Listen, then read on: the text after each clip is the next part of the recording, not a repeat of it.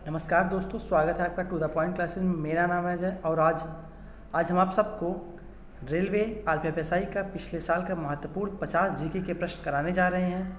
इसके आंसर पहले से लगे हुए हैं, इसलिए आप इसे ट्राई नहीं कर सकते हैं, लेकिन आप इसे तैयार जरूर कर सकते हैं। आपके आने वाले किसी भी एग्ज़ाम के लिए बहुत इंपॉर्टेंट क्वेश्चन है। तो चलिए शुरू करते हैं आपके पहले क्वेश्चन की ओर। हम इसमें आपको 5 जनवरी 2019 का आरपीएफएसआई का क्वेश्चन बताएंगे।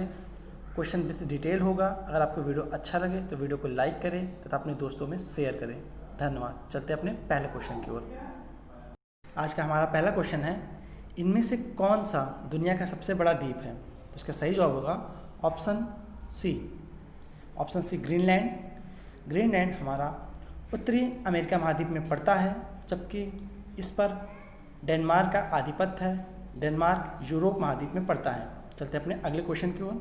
आज का अगला प्रश्न है, सुल्तान अजमल शाह कप इनमें से किस खेल से संबंधित है? तो इसका सही जवाब होगा ऑप्शन ए हॉकी से। चलते हैं अपने अगले क्वेश्चन की ओर। आज का अगला प्रश्न है, समय अवधि का सूत्र क्या है? अर्थात टाइम पीरियड का फॉर्मूला क्या होता है? टाइम पीरियड टी बराबर होता है 1/n, जहाँ n आवृत्ति होती है। चलते अपने अगले क्वेश्चन की ओर। आज का अगला प्रश्न है, लोकसभा के सभापति को अपना इस्तीफा पत्र किसे भेजना होता है? तो इसका सही जवाब होगा ऑप्शन सी लोकसभा के उपसभापति को। चलते हैं अपने अगले क्वेश्चन की ओर। आज का अगला प्रश्न है, बेकिंग सोडा का सूत्र क्या होता है? तो इसका सही जवाब होगा ऑप्शन डी NaHCO3। इसे हम सोडियम बाइकार्बोनेट भी कहते हैं, जबकि कपड़ा धोने वाला सोडे को हम लोग सोडियम कार्बोनेट कहते हैं, जिसका फार्मूला होता है ऑप्शन सी जो होता है, ये कपड़ा धोने वाला सोडा होता है Na2CO3। चलते हैं अपने अगले क्वेश्चन की ओर। आज का अगला प्रश्न है, इंडियन प्रीमियम लीग IPL में पहला शतक मारने वाला भारतीय खिलाड़ी कौन था? तो इसका सही जवाब होगा ऑप्शन डी मनीष पांड्या, जबकि पहला विदेशी शतक मारने वाला व्यक्ति ब्रैड मैकुलम थे। चलते अपने अगले क्वेश्चन की ओर। आज का अगला क्वेश्चन है, मार्तंड सूर्य मंदिर कहाँ स्थित है? तो इसका सही जवाब होगा ऑप्शन सी मार्तंड सूर्य मंदिर कश्मीर में स्थित है, तथा इसे 8वीं शताब्दी के काकोटा राजवंश के संस्थापक ललित दिव्य ने बनवाया था। यह सूर्यदेव का मंदिर है। चलते अपने अगले क्वेश्चन की ओर। का अगला प्रश्न है, यूनाइटेड नेशन के द्वारा इनमें से किस वर्ष को इंटरनेशनल राइस ईयर निर्धारित किया गया था? इसका सही जवाब होगा ऑप्शन सी 2004 को यूनाइटेड नेशन द्वारा राइस ईयर निर्धारित किया गया था। अभी 2020 चल रहा है। 2020 को यूनाइटेड नेशन द्वारा प्लांट हेल्थ ईयर मनाने की घोषणा की गई है। चलते अपने अगले क्वेश्चन की ओर। आज का अगला प्रश्न है, कबीर की रचनाओं के संकलन को क्या कहा जाता है? तो इसका सही जवाब होगा ऑप्शन डी बीजक। बीजक के अंतर ही साखी, शबद, रामायणी हैं। हरभजन सिंह का उपनाम क्या है? इसका सही जवाब होगा option D terminator. The terminator का मतलब होता है समाप्त करने वाला। चलते हैं अपने अगले क्वेश्चन की ओर। आज का अगला प्रश्न है, दांडी मार्च कब आयोजित किया गया था? तो इसका सही जवाब होगा ऑप्शन सी 12 मार्च 1930 को गांधी जी ने साबरमती से दांडी तक यात्रा की थी। यह यात्रा 322 किलोमीटर की पैदल यात्रा थी। वहाँ उन्होंने नमक का कानून तोड़ा था तथा यह 24 दिन की यात्रा थी। 6 अप्रैल 1930 को वहीं से सविनय अवज्ञा आंदोलन की प्रारंभ की थी। चलते अपने अगले क्वेश्चन की ओर।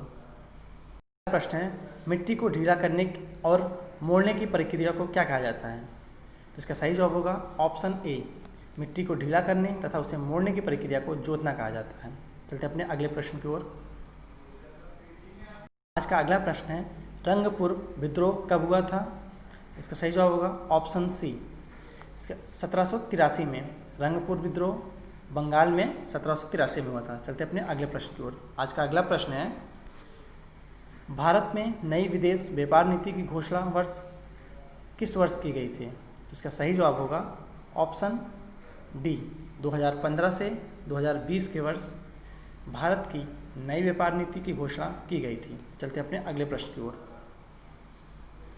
आज का अगला प्रश्न है, इनमें से कौन सी फसल तेल की फसल नहीं है, तो ये सिंपल सा क्वेश्चन है।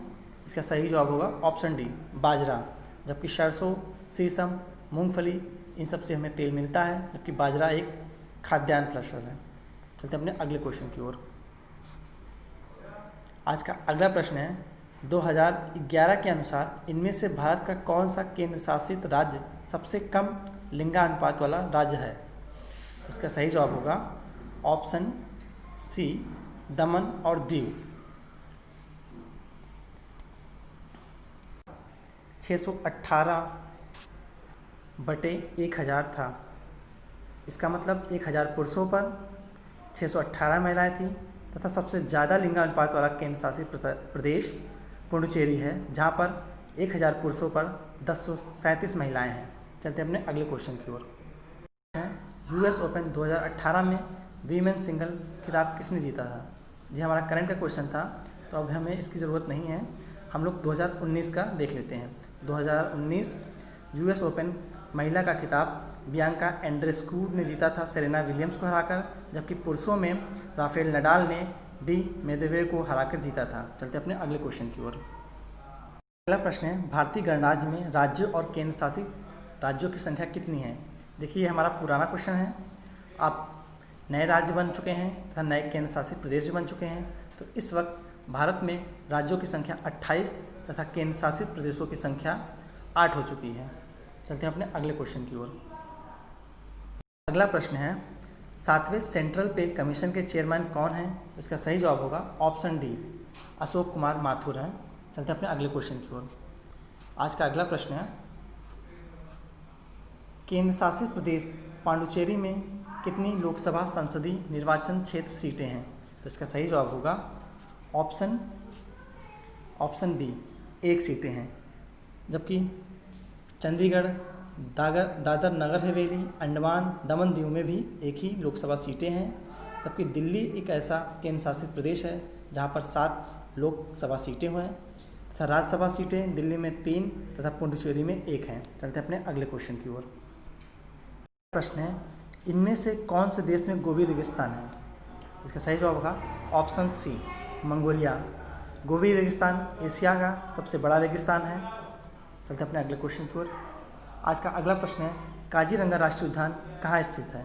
तो इसका सही जवाब होगा ऑप्शन ए असम में। काजीरंगा राष्ट्रीय उद्यान असम में स्थित है तथा यह एक सींग वाले गेंडे के लिए प्रसिद्ध है। चलते अपने अगले क्वेश्चन की ओर। अगला प्रश्न है इनमें से कौन सा एक ऑक्सैलिक एसिड का प्राकृतिक स्रोत है। तो इसका सही जवाब होगा ऑप्शन बी टमाटर। जबकि दूध में लैक्टिक एसिड तथा चींटों के डंक में फॉर्मिक एसिड जिसे हम मेथनोइक एसिड भी कहते हैं तथा नींबू में साइट्रिक एसिड पाया जाता है। चलते अपने अगले क्वेश्चन की ओर। अगला प्रश्न है कलमकारी चित्रकला किस राज्य से संबंधित है। तो इसका सही जवाब होगा ऑप्शन ए आंध्र प्रदेश से। चलते अपने अगले क्वेश्चन की ओर। आज का अगला प्रश्न है पृथ्वी की आंतरिक गर्मी में से प्राप्त ऊर्जा को कौन सी ऊर्जा कहा जाता है। तो इसका सही जवाब होगा ऑप्शन डी भूगर्भीय या भूतापीय ऊर्जा इसे कहते हैं। चलते अपने अगले क्वेश्चन की ओर।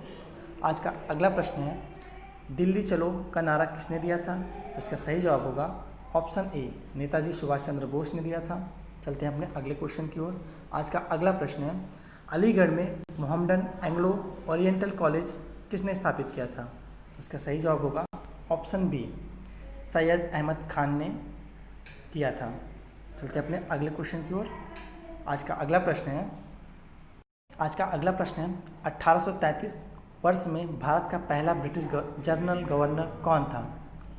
तो इसका सही जवाब होगा option D Lord William Bentinck.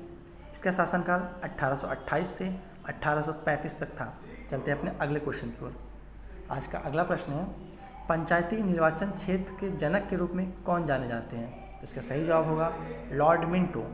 चलते हैं अपने अगले क्वेश्चन की ओर। आज का अगला प्रश्न है पोलैंड की मुद्रा का नाम क्या है। तो इसका सही जवाब होगा ऑप्शन बी पोलिश जलोटी। चलते अपने अगले क्वेश्चन की ओर।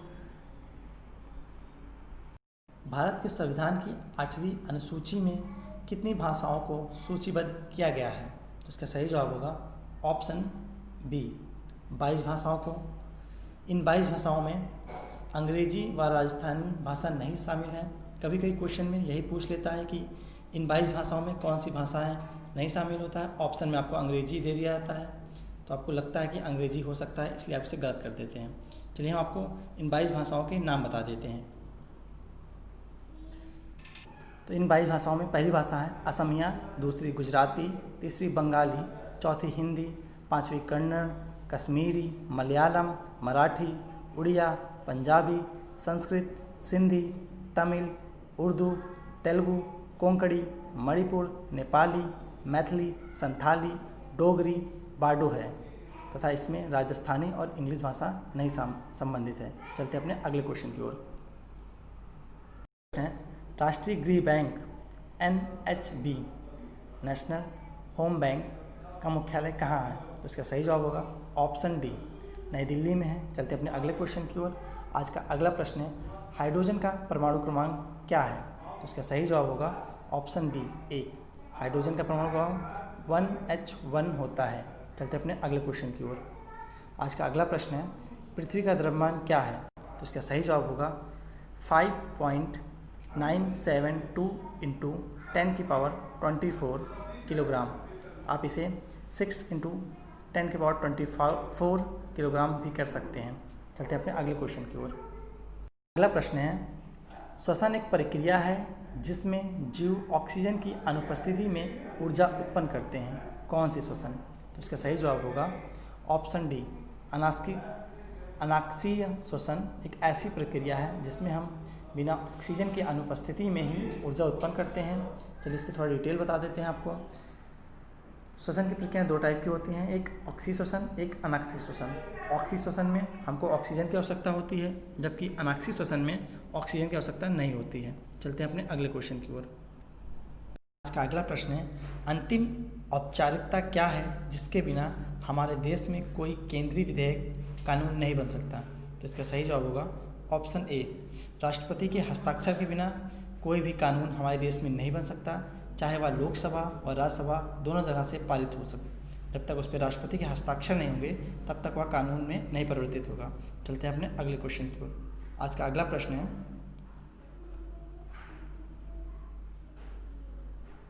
उत्तराखंड की राजधानी कौन सी है? इसका सही जवाब होगा ऑप्शन डी, देहरादून। जबकि एक नई राजधानी बनी है उत्तराखंड की, ग्रीष्मकालीन राजधानी, जिसे गैंडसेर कहते हैं। चलते अपने अगले क्वेश्चन की ओर। वंश के महान राजा थे, तो इसका सही जवाब होगा ऑप्शन सी, यहाँ कुषाण होना चाहिए, यहाँ कुशन लिखा है। कुषाण वंश के राजा थे।